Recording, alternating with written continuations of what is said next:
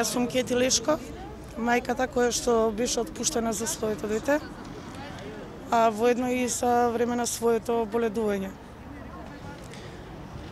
Отказ добив усмено на 5.1.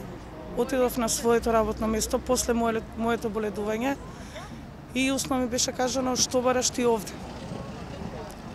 Реков, дојдов на работа, или како што е ред после боледување да се пријавам. Ми рекоа дека прво немам образ како лажов за дијагнозата на моето дете и ја да бидам присутна на работа. Барав отказ, ми рекоа ние така одлучивме, а за понатаму ќе видиме.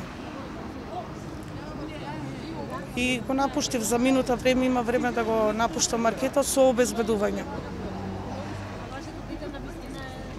Да, еве цела документација, тој им беше доставено и нив. Меѓутоа, мислам дека ова све е сценарио на предпоставените.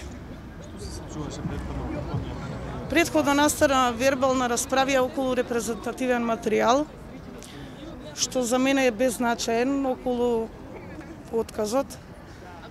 Меѓутоа, мислам дека ова сценарио беше и претходно спремено, дали да дојде друга особа на моето место. Меѓутоа, и да имам некој прекршок направено и било што, мислам дека постојат санкции, образложение, опомена, казна, дисциплина, мислам, во овој случај ја не се осеќам нити виновна, нити па моето дете го злоупотребувам, као што ниедна мајка не би го заложила своето дете да добива поени на работно место. Да, имав мобинг 4 дена пред да го добијам отказот. Со пораки по телефон, со вознемирување, закани преку колегите, демек ќе видиш која сум јас и така да, мислам, понатаму веќе, нели, си го гледам своето дете, кој што е тековно на оперативен зафат. Сега понатаму. Имам пријава, да, пријави веднаш после празниците. Ми беше кажано дека ќе се превземе се што е можно околу оваа проблематика и мислам дека правдината ќе се излезе како што треба.